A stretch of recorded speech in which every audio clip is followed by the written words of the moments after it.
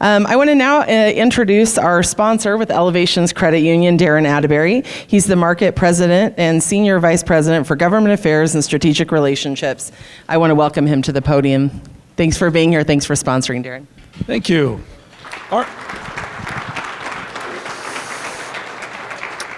Well, I was glad to hear that some city council conversations came up in this last conversation. I'll tell you that two of the three topics, as the former city manager of Fort Collins, I about lost my job over two of those topics over the 17 years I was city manager. Hey, Johnny. Council member from Greeley. But let me just say on behalf of my colleagues from Elevations Credit Union, we're very, very proud to be here to sponsor this regional summit. It's really encouraging to see the turnout. You guys, I can tell you as a former city manager, these conversations matter so much. Your voice matters so much. Take the information that you hear today, and by the way, the most relevant topics in Northern Colorado we're talking about here. So it does matter. It matters what you hear, it matters what you think, and how we align as a business community and share it locally and regionally. If the elected bodies around Northern Colorado do not hear from you, then I can tell you from firsthand experience, they're gonna think that the business community may not care. You care a lot about talent, you care a lot about transportation, we care a lot about water. So kudos to Ann and Mindy and Jamie and NCLA. We are at Elevations very, very proud sponsors of these conversations and of our local chambers of commerce. It does matter. I can also say, I was thinking this morning about as a sponsor, what do I say here to each of you? And it's neat to see all of you in person. Last year we did this and it was remote, and it's just not as fun and it's harder to communicate. But I will tell you, as a sponsor, I want to express gratitude. I want to say to our 180,000 members as part of Elevations Credit Union, many of you are members, we're thankful for that membership. We're thankful that you're on the Elevations team. For the 8,000 businesses that we support in Northern Colorado throughout Boulder and Fort Collins and Greeley and Longmont and Loveland and Windsor and Tinmouth and on and on and on. 8,000 of you, we thank you for that business. For those of you who have mortgages through Elevations Credit Union, we're really proud to partner with you there. The hundreds of wealth management clients, grateful for that.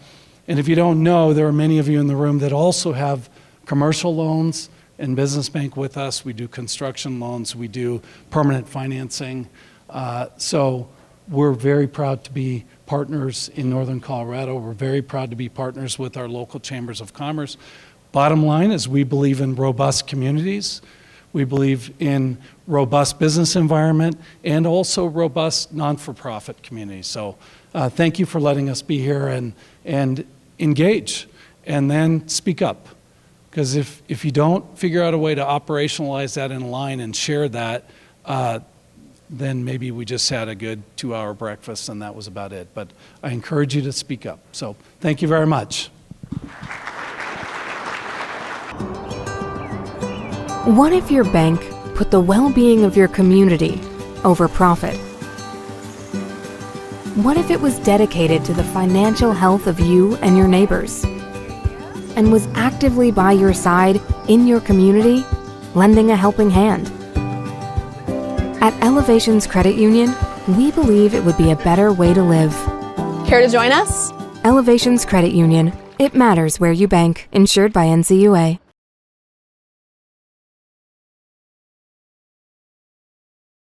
All right, thank you again to our sponsors. It is now my honor to hand off the microphone to the person who is on the ground doing great work for us, our lobbyist, Sandra Solin with Capital Solutions.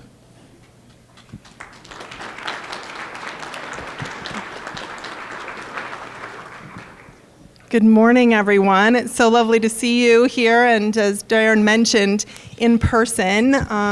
We've had such wonderful participation over the last couple of years virtually, but it is nice to have the opportunity to see your faces and the reaction and the engagement, and so just thrilled to be here. My name is Sandra Solin. As noted, I am the lobbyist on behalf of the Northern Colorado Legislative Alliance. I've been serving in that role for quite some time, and it's just an honor to represent the organization. I wanted to recognize the NCLA Board of Directors and the members who are here today. They serve an essential role in our process of engaging at the legislature.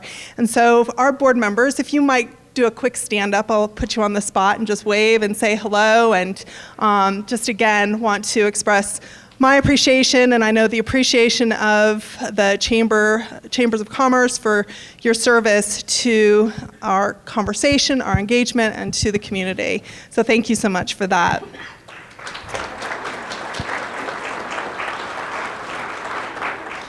Well, we have an upcoming legislative session, hence our conversation today, and there will be, things have changed a little bit. We'll have a dialogue about that with two wonderful colleagues of mine with whom I so enjoy working. And first, we'll be joined this morning by Ed Sealover, who is the senior reporter for the Denver Business Journal. He covers everything from local and state government to economic development to the hotel and restaurant industries. Ed has been a regular feature for us during our Regional Issues Summit.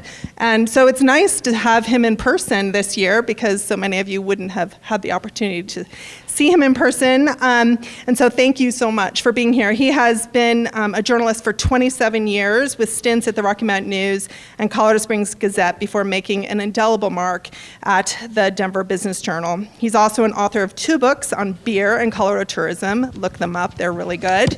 And has won 133 awards in categories ranging from investigative reporting to beat reporting to public service. What I really enjoy about working with Ed is he has his finger on the pulse of the business issues that are prominent within the legislature. And so he has a very unique perspective that we so enjoy learning from. Our second panelist who'll be joining us this morning is Shad Murib. Shad is a first-generation American born to immigrant parents from Lebanon. He grew up in Littleton and got his start in politics as his high school's volunteer coordinator for John Kerry's presidential campaign in 2004. He moved up through the political and policy staff ranks to serve with then Congressman Jared Polis and then state director for Senator John Hickenlooper after serving as his senior campaign advisor. Today, Shad and his wife, State Senator Carrie Donovan, are the principals of Ulysses Strategies and owners of Copper Bar Ranch in Eagle County. Last week, he also announced that he is running for state Democratic Party chair. And I'm so thrilled to have Shad here with us today. Oh, hi, Shad. He found his way to the coffee. As well, we're working on some projects together, and it's just a pleasure to have his perspective as a Democrat in this environment as well. So I will invite Ed and Shad to join me here at the table. We're going to have a conversation about what we will encounter in this next legislative session. I'm double mic'd now. Oh, you're double mic'd. Yes. Okay. So actually, I'll sit next to Shad and pass the mic. Great. Well, thank you all for being here today, and thank you all, most of all, for being able and willing to discuss the important topics that are going to be coming up over the next 4 months that affect people in ways much farther reaching than any of us can think about. Before we get into the discussion here today, Sandra has asked me to give a little overview of where we are and particularly what the results of this next election or this past election mean here as we head into what I think is certainly fair to say is a new landscape of the legislature. I will say that for the time that I've been covering business, which is I'm heading into my 17th session covering the legislature right now, I've realized business is a big term. It encompasses people who have a variety of ideological beliefs across the spectrum. To pin something down as a business belief is unfair. But the one thing I've heard over and over again is that business likes some sort of balance when it comes to the Capitol. The ability to go in not with one-party rule, but to talk to people about compromise and legislation and new ideas that could find support and find dissent from both sides. And that was what the 2022 election, I think it was fair to say, was expected to do. After 4 years of pure Democratic rule, business was looking for some sort of balance. Some thought maybe that would be split control of the legislature again, as we saw from 2015 to 2018, when Republicans ran the Senate, Democrats ran the House, and only very carefully negotiated bills ended up on the desk of then Governor John Hickenlooper. Maybe that wasn't quite taking back a chamber, but really narrowing the margins, which in effect is a big deal, would have been a big deal, because it would have allowed more voice to the moderates that businesses typically go to help to craft or to shut down legislation there. But I think if you're here, you know exactly what happened on election night. What we saw was a blue wave, the likes of which nobody can remember in this state. Between the end of the legislative session and the end of election night, Democrats added 3 seats in the state Senate. They added 5 seats in the state House. The margins now are such: 23 to 12 in the state Senate, which is the largest margin either party has controlled a chamber with during this century. 46 to 17 in the House. That's veto proof. We haven't seen that before. And I should, as I go into this, emphasize too, when I talk about balance, people may say, oh, you're bringing your hands because business just wanted more Republicans. The truth is, even back in the late 1990s, when Republicans ran every lever at the State House, people wanted balance. Balance isn't what's going to happen, though. Let's put this in practical terms for what it means for the State House. Committees in the Senate last year that used to be separated by 1 vote, now have structures that include 5 Democrats and 2 Republicans, or 6 Democrats and 3 Republicans. Committees in the House are lining up with 9 to 4 margins. The idea that, hey, if we can just break somebody off a party one way or the other and flip a vote, doesn't exist anymore. There's no one person, not even 2 people in many instances, that can decide an issue to keep it or put it onto the floor. This is going to be a year of overwhelming margins.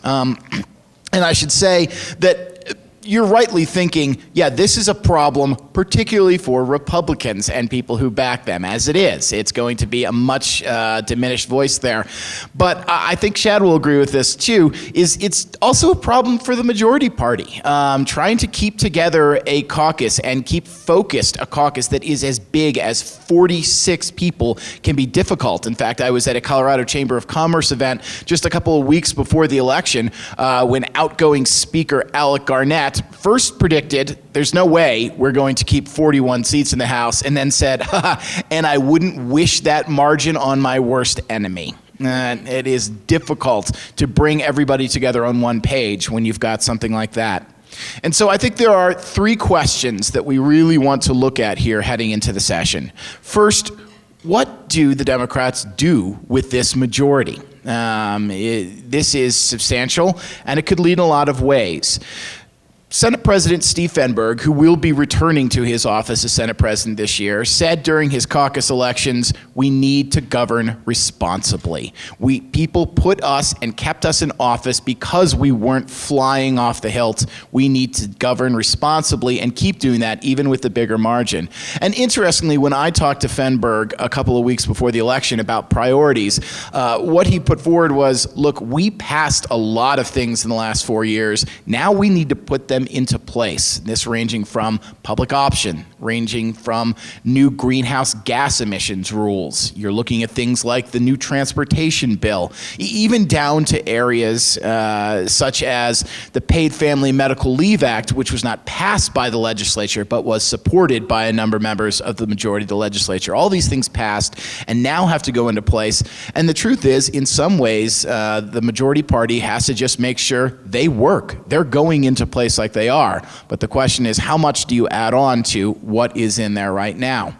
The House will be run by a new figure. That would be House Speaker designate Julie McCluskey. McCluskey is a Dillon Democrat. She is someone who has headed the Joint Budget Committee, but has not stepped forward like this in a caucus leadership role before. It's interesting to note that when McCluskey won a three-way battle to be House Speaker, she pitched the idea to her own caucus that, hey, we just won as Democrats, but now we need to govern for Democrats, Republicans, and independents, really pushing, it seemed to be, the moderate view of the three people who were running to be Speaker. However, now that we have those goals out, it'll be interesting to see how both Fenberg and McCluskey and their caucuses interpret what they can do.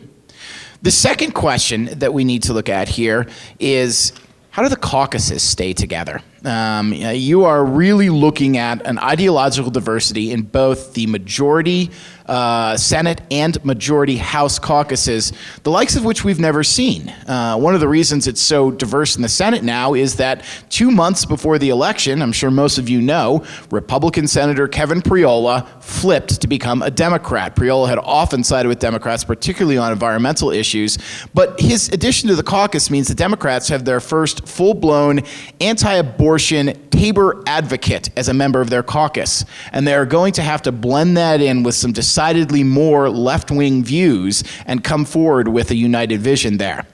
In the House, meanwhile, the 46 folks that the Democrats have may, I like to joke, have more of an ideological span than the entire two parties in the Senate combined.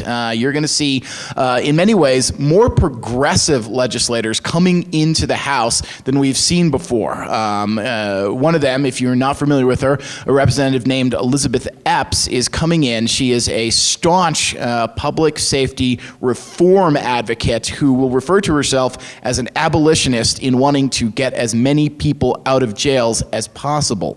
These are the kind of things that the caucuses must deal with, a wide range of their own members here that could cause some, I don't think bickering is even the right word, some serious differences that could imperil caucus agenda if it's not smoothed over there.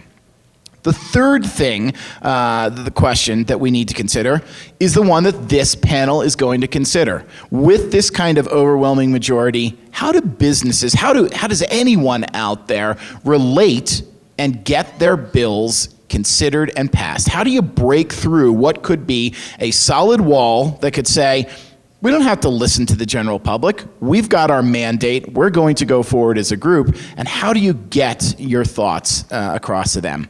And so with that is where I'm going to turn to our panelists here. And let me just put out there, because I'm sure there are some people who are saying, my voice doesn't matter anymore, not with an overwhelming majority like this. So Shad, let's start with you. How do you tell them they're wrong? Great, thanks. I appreciate the question. I'm Shad Murib. It's really nice to be with you all here today. Thank you for the work you all do. It's a good question, and I say this as someone who's worked in Democratic politics long enough back when Steve Fenberg had dreads. So that's the type of Senate president you're going to be dealing with, even though he's kind of GQ'd himself up a bit. Yeah, I think, if you take a look at the election, I think if you take away the label Democrat and Republican, I think you have to take a look at what voters had a choice on. And that is really going to have to redefine our definition of balance, right?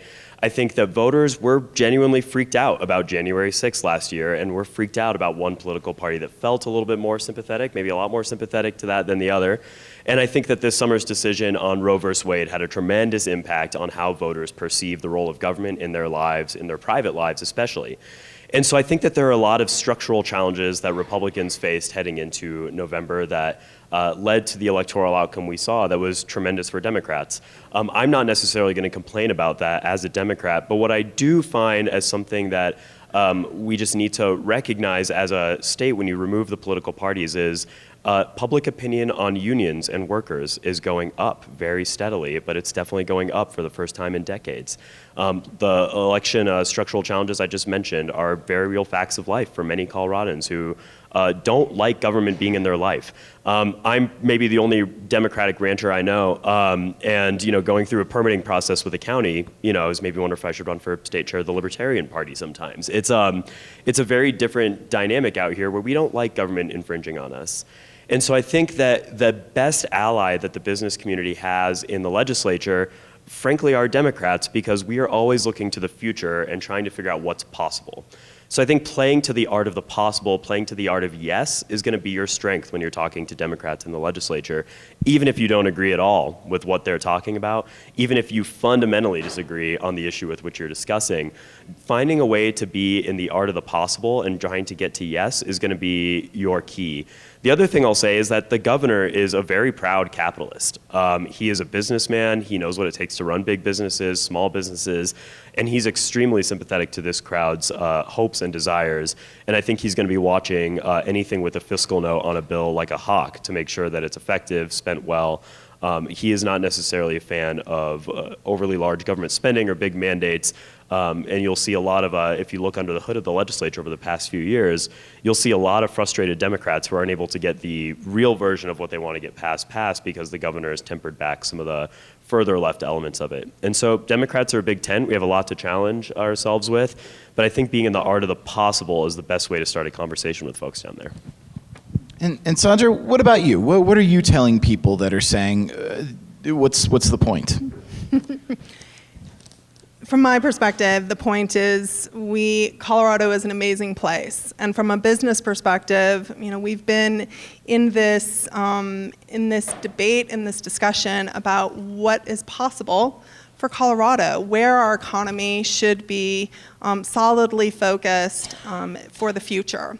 And I appreciate Shad's comments about focusing on what is possible. We are facing one of the more difficult political environments for the very issues that we've been advocating for years. And our region, of course, in particular, is at the tip of the spear on some of the key legacy industries that have driven and have been the foundation of Colorado since its inception. From the energy sector, the ag sector, we certainly see continued movement and innovations in the renewable energy sector. So it remains incumbent upon us to tell our story and to ensure that there's a widening vision for what is possible and what our Colorado looks like for all Coloradans. I think the appointment of Speaker McCluskey, Speaker-designate McCluskey, to her role was encouraging in terms of the outcome and the discussions that are to ensue over the course of the next several months. But she does, as Ed notes, have a big challenge on her hand to ensure that the caucus itself doesn't get ahead of itself. Their definition of moderate or balanced discussion, their conversation internal to what is defined as moderate, pragmatic thought is probably different than that which our organizations and the business community generally thinks.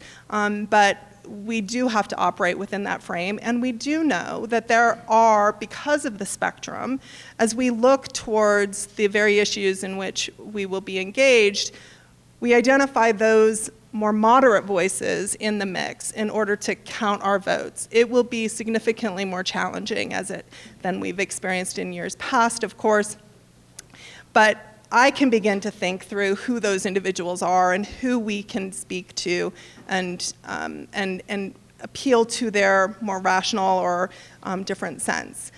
I was fortunate to join a luncheon yesterday. I don't know, Ed, if you were at the CSI luncheon yesterday. Albert Brooks was there and did a wonderful job speaking about the art of persuasion. And one of the tenets that I have long held true in my work as the advocate for the business community in Northern Colorado and for my clients has been really understanding who your audience is. And Shad made this comment. But our job is really to speak and to build up from a position of kindness, and as he noted, love, and just speak to the heart of the individuals who are making these decisions. Each of them come with a set of values that drive the way in which they make their decisions, and appealing to that, understanding where they're coming from, really becomes an important part of the way in which we have to engage. They love Colorado just as much as we do, but they think of it in a different context, perhaps, or a spectrum of context that we have to operate in. So it will be one of the more interesting sessions of the year, and in my 30 years down at the State House, this may be one that will put the final chapter, not final chapter, but be a really interesting part of the book of the NCLA and the work that we've done over the years, and I'm looking forward to the challenge.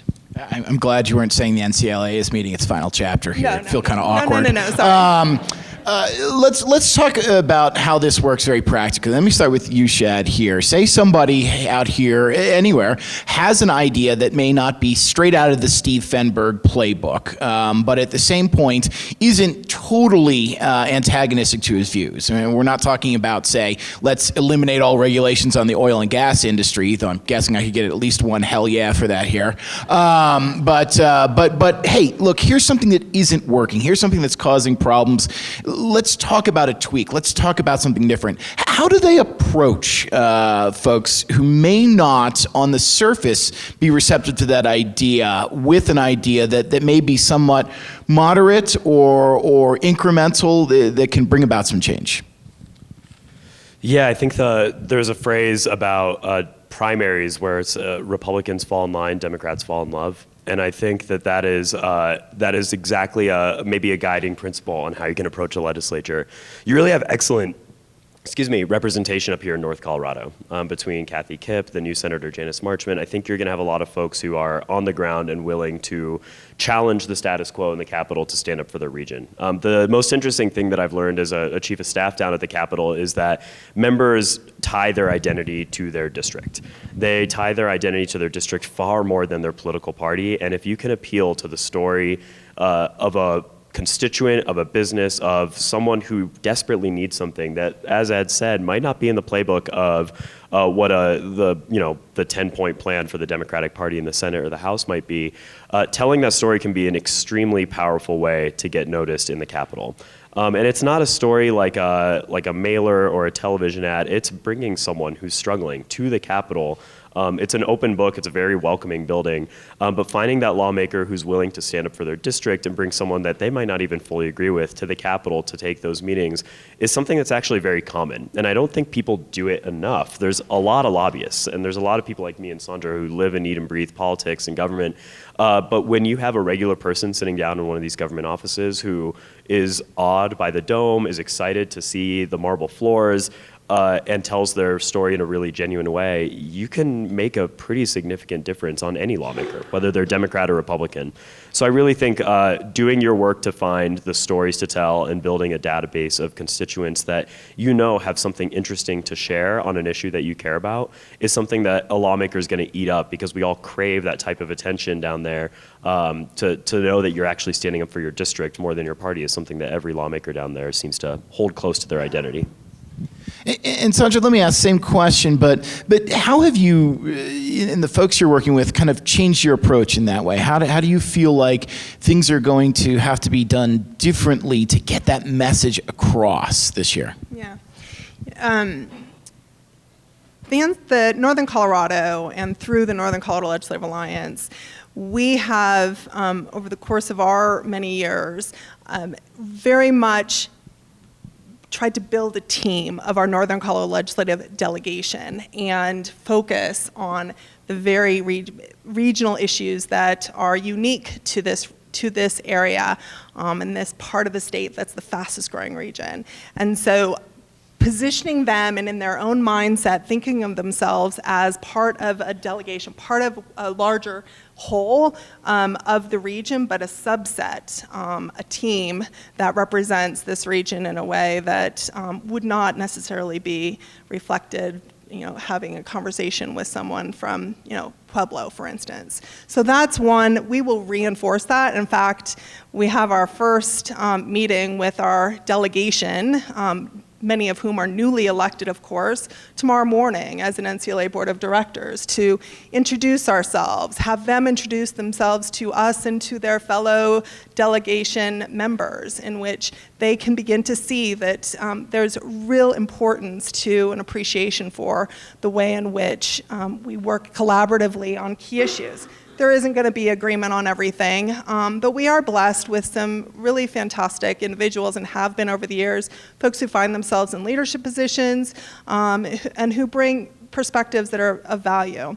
And when we coalesce, I think over many years, when there's a coalescing of both legislative delegation or local elected officials around certain topics, it's really powerful. We only look to the I-25 corridor to see how coming together as a region can make a significant difference. And to my friends from Denver, Shad and Ed, who experienced I-25 this morning, again, and the important work that we do here, it's yet an example of that coming together. So it's reinforcing that. And again, telling the stories, I appreciate so much Shad's comments there.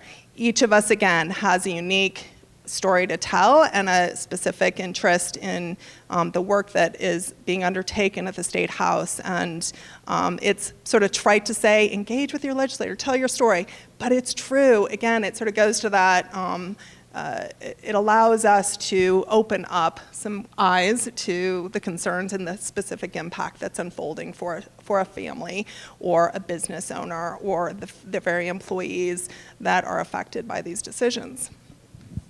Shad, you want to follow up there? Yeah, I have a small follow-up on that, and the I-25 comment is great. I'm used to I-70, and I thought that was bad. It's not. Yeah, the interesting thing to also note, and this is just a little peek behind the scenes, is start taking a look at which lawmakers who have a D behind their name and an R behind their name are co-sponsoring amendments or working together in committees. Nobody would know, but my wife is Carrie Donovan. She was the chair of the Agriculture Committee. Her best friend in the legislature wasn't a Democrat. It was Jerry Sonnenberg. And they worked on ag issues together all the time. They shared stories, they coordinated efforts, because at the end of the day, they both agreed that ag is an important part of the Colorado economy. They had very different ways of going about supporting it, but start to pay attention to those members who seem to work together a lot, who have different letters behind their name. And that's those are the people that you can go to and start thinking, oh, this might be the person who has the ear of Senate leadership, who might be interested in being able to bring a couple of votes over. Because a 23-12 split in the Senate, the Democrats are always going to win their priorities, but if you start to see bills with 25 or 26, that's not just a unanimous 35, but you have to start wondering what is bringing those other 2 or 3 lawmakers to the table. So I would start, just a little bit of strategy. Take a look at those folks and take a look at who's friendly to each other in committees, and you might find some pathways to success on a progressive issue or even a more conservative one. I think a lot of people here are probably sitting and wondering, okay, so this is prepping us for how to deal with them, but what's coming at us right now? Shad, I want to, I'll get you next here, Sandra, but we're going to start with Shad here because you've clearly been in close and watching what is in the minds of lawmakers. What do you think the agenda is going to look like for this year? What kind of issues should the people here be prepared to discuss, pro, con, or otherwise? Yeah, I think that's a great question, and I think you're going to be surprised at the diversity of issues that are going to come your way. And just a little bit more process, and I'll talk about what I'm looking for. But you have 69 Democrats now in the building of 100 lawmakers, and each lawmaker is supposed to only get 5 bills to introduce and run. That is not usually the case. So let's pretend they each have 10, and that's just the Democrats. You're already looking at about 700 bills being introduced. That's a lot of legislation, and that's not even counting the Republican bills that'll get introduced too. So you're looking at a session where you potentially have over 1,000 bills introduced, and the governor's gonna have immense pressure on him to sign this because, as Ed noted, the committee makeup and the floor calendar is going to push those bills quickly. I don't know if it's gonna push them quickly enough. And so I think you're gonna see a lot of the big issues tackled right at the beginning. I think whether there's big healthcare reforms to clean up the Colorado option, whether there's more union-oriented legislation, more climate legislation, I think you're going to see the Democrats come right out the gate quickly to try and get those priorities introduced and ready to go. I think that means that you're going to see the calendar get very, very tight later in the session, and I would assume that the governor wants to get his policy priorities passed as quickly as possible based on that dynamic. I think the issues you have to take a look at is everybody's feeling some pain of higher costs. And I think there's a different prescription from Democrats on what's causing those high costs, whether it's price gouging, whether it's irresponsible corporate activity. And so I think the differentiating factor for a lot of folks in this room is going to be going to Democrats early and kind of explaining how your business may not be the cause of driving up costs, but here's the actual issue that we can that we should focus on. And that's, if you can get past the partisanship on the argument there, you might be able to find some victories there. The climate issue, the governor hasn't passed or been able to get many of the climate initiatives that he wanted done through legislation, but a lot of them happen through the budget. So I assume you're going to see a lot of these fights actually happen in the budget and existing line items. But I would anticipate the big stuff coming pretty early. And Sandra, let me ask you, hearing what President Fenberg, Speaker Designate McCluskey have talked about, what scares business? Some of it sounds nice, hey, let's work together across the aisle here. What really scares business? What are you worried about coming down the pike? I have my list here. I think Shad mentioned the 700 plus bills that'll be introduced.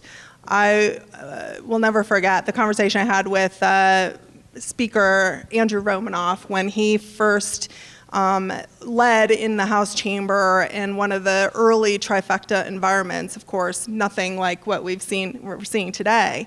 However, his comment to me as the business community was kind of in a sim position of sort of freaking out about what might be down the pike coming up in the next legislative session was, don't judge us by what's introduced, judge us by what passes. We know that there will be a lot of crazy stuff introduced. It's just a reality. Our job is to put them down and to rely upon and count on and implore with leadership to assure that those measures go to the right committees to find some moderation. It will be a challenge at the outset. Where I'm particularly concerned and we have our work cut out for us is in a couple of topics, and we'll have there'll be some discussion this afternoon, so I don't want to step on some of these issues. But where I have my significant concerns is around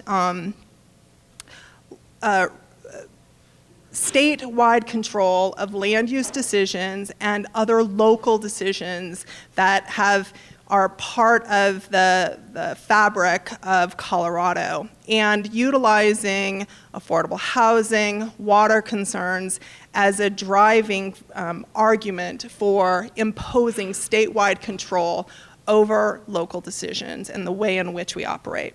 That's one of my biggest concerns, and then you take the subtext of the affordable housing issues, water, transportation built into that, and so it's multi-layered in terms of those conversations, and it's exceptionally complex, and it is sort of a new path that has been emerging, and we saw some of that building during the course of the campaign. The governor made remarks about minimizing ex-urban development, which sort of unclear what that means, but probably is reducing the movement north, if you will, from the more urban metro area. What does that look like for northern Colorado from an economic health perspective? Are we dissuading, or are we trying to create essentially company towns so you don't have as much movement of traffic and you have higher densities and so forth? So how does that look for Colorado? And again, our definition of what Colorado looks like may differ from that of the Democrat leadership. And so that conversation is going to be really difficult.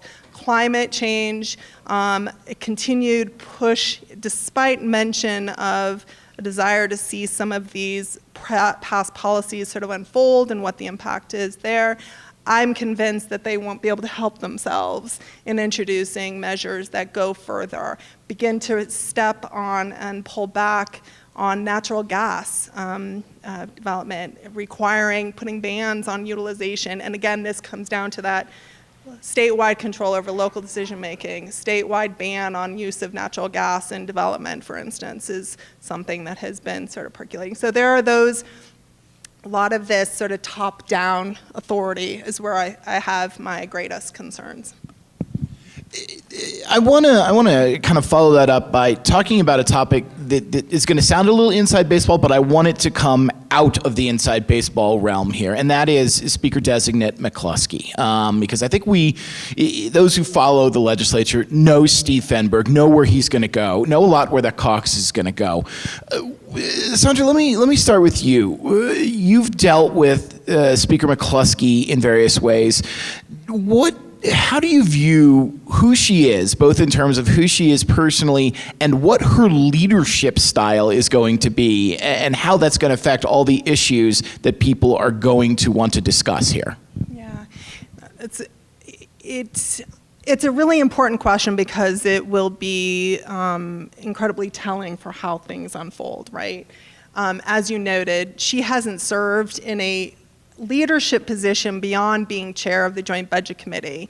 But as chair of the Joint Budget Committee, she proved herself to be one who looked for areas for compromise and the like. She's very nice, lovely lady, but she also has been willing to buck her party in past sessions. In addition to our work on behalf of the business community, we've also represent chiefs of police. And as you know, of course, it has been a really rough couple of years for law enforcement, as you can imagine. Julie McCluskey was one of the few Democrats early on who was willing to step out from her caucus and take positions that were not, even in the absence of a full vote to pass something, she was willing to step out, which is, and early on, which is indicative of her willingness to push against members of her caucus for the better interest of Colorado. And so I do see her, while somewhat quiet over the last several years in her leadership role, I think that will serve her well in the way in which she navigates through this caucus. She hasn't been positioning herself like some who had been running for speaker were, and so her ability to bridge the divide within this very diverse caucus, I believe will be evident through the course of the session. But I will, with one caveat, there are some really strong personalities in that House Democrat caucus, some exceptionally strong personalities. And she sits in a position of authority. She has the ability, working in concert with her majority leader, Monica Duran, who is also, I view as to be more moderate voice. So they have the ability, they have the power to push back where necessary against those very other strong voices. And Shad, kind of a quick follow-up, same question. I mean, how do you view, having seen so many people who have been in charge of a caucus, how do you view who Representative McCluskey is and what that could mean to the upcoming session? Yeah, I think the most interesting thing, and the thing I'm happiest about with Rep. McCluskey, is she's a Western Democrat. And so things are just different off the Front Range, right? And so having somebody out of the Front Range who is accountable to a very different type of constituency is, I think, a huge asset to the state as a whole. I think it's a great news for everybody, whether you're a Democrat or Republican. I'll echo everything Sandra said. The speaker will be someone who outreads everybody. She is very much putting her head down. She does the work, and she is not super interested in politics. And I think that's also great news, that she's more interested in getting things done for people. The interesting thing about Speaker McCluskey, if you've all followed her on Facebook, is her Instagram is alarming at how many doors she knocks. And so back to storytelling, she has hundreds of stories that she is ready to tell you about what needs to be done for Western Colorado or what needs to be done for the state, because she lives and dies by talking to people one-on-one. And I think the other thing that I share with Rep. McCluskey is she's going to approach issues in the way that she tells her story very differently than you might see Senator Fenberg or President Fenberg. When we talk about climate change out west, we don't typically talk about rising heat. We don't typically talk about a lot of the things you kind of hear associated with climate change just generally from the progressive view. We say it just as progressively, but we talk about hunting migration patterns changing. We talk about drought. We talk about reduced stock in rivers and lakes. And that's how we've been able to resonate with folks, whether you're a Democrat or Republican, on the issue of a changing climate. And that's the kind of style that Rep. McCluskey comes from, is trying to find the point of agreement and the alignment of self-interest to get things done. She's a friend of mine, so I'm very biased, but I think we couldn't have lucked out more by having Speaker McCluskey. And I want to finish with two quick questions here. I don't want to touch on the three big topics that we're touching on today, but I want to talk about two things in particular that are going to affect folks and how they might be addressed. Shad, I want to start with you. There have been more concerns raised about regulation. That's in general and about specific regulations in the past couple of years than I've seen in my 16 years covering the Capitol. If somebody has a regulation that they see that is bothering them, how do they go about talking with that with a Democratic majority that often views regulations as public safety, public health, rather than burdens on business? How can you get that conversation started? That's a really good question. And it's a hard one to answer because I think so much of this is back to what I was just talking about with Speaker McCluskey. It has to be data-driven, right? If we're not honest with ourselves about where our data is coming from and why regulation is necessary, that makes the conversation hard to have. And so if there's an industry group that publishes data and comes to the Capitol with their own data, that's going to immediately cause suspicion for a lawmaker to wonder who paid for the data, how is it manipulated, and what purpose does it ultimately serve. My biggest recommendation for regulations and how to figure out how to cut them, because again, I think we are a fairly hands-off what I'm doing type of state, whether you're a progressive Democrat or a conservative Republican, is to try and find some independent validation of why you think this regulation is holding you back. I would not suggest your trade association does a survey. I would not suggest you start to look to your own kind of internal data to put it out.